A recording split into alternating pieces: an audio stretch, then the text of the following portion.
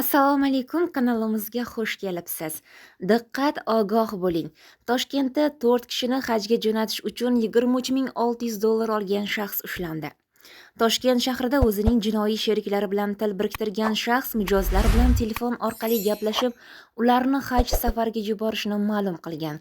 Bu haqda poytaxt Ichki ishlar bosh boshqarmasi matbuot xizmati izoh berdi. Ma'lum qilinishicha, u har bir shaxsdan $5,900 dan jami $23,600 olgan vaqtda ushlandi. 4 nafar odamni hajga jo'nataman deb telefonda gaplashdim. Ular bilan ko'rishdim. Hajga jo'natish uchun sertifikat qilib berib, $23,600 oldim. Men baribir ularni jo'nata olmasdim. Shu pullarni o'z manfaatim yo'lida oldim. Aybimga iqrorman. Bu narsa bilan turfirma yoki biror inson shug'ullana olmaydi. Faqat davlat jo'natadi, deydi gumonlanuvchi.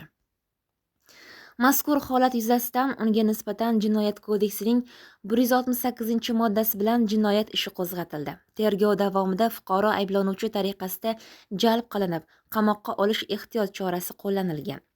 Hozirda tergov ishlari davom etmoqda. Din ishlari bo'yicha qo'mita O'zbekistonda so'nggi 2 oyda o'tkazilgan tekshiruvlarga ko'ra, Umra litsenziyasiga ega bo'lmasdan ushbu xizmatni ko'rsatayotgan 31 ta sayyohlik firmasi mas'ullariga nisbatan jinoyat ishi qo'zg'atilganini ma'lum qilgandi. Ushbu qo'mita ham noqonuniy turfirma yoki turagentlardan ogoh bo'lishga chaqirgandi. O'zbekistonda umra tadbirlarini tashkil etish 2024-yil iyulida O'zbekistonda umra tadbirlarini tashkil etish va o'tkazish litsenziyalanadigan faoliyatning alohida turi sifatida belgilandi. Hukumat qarori bilan quyidagi litsenziya talab va shartlari joriy etilgan. haj ziyoratiga tanishlari orqali yuborish evaziga $20,000 berishini talab qilib, shundan $10,000 pora tariqasida olgan vaqtda ashyoviy dalillar bilan qo'lga olindi.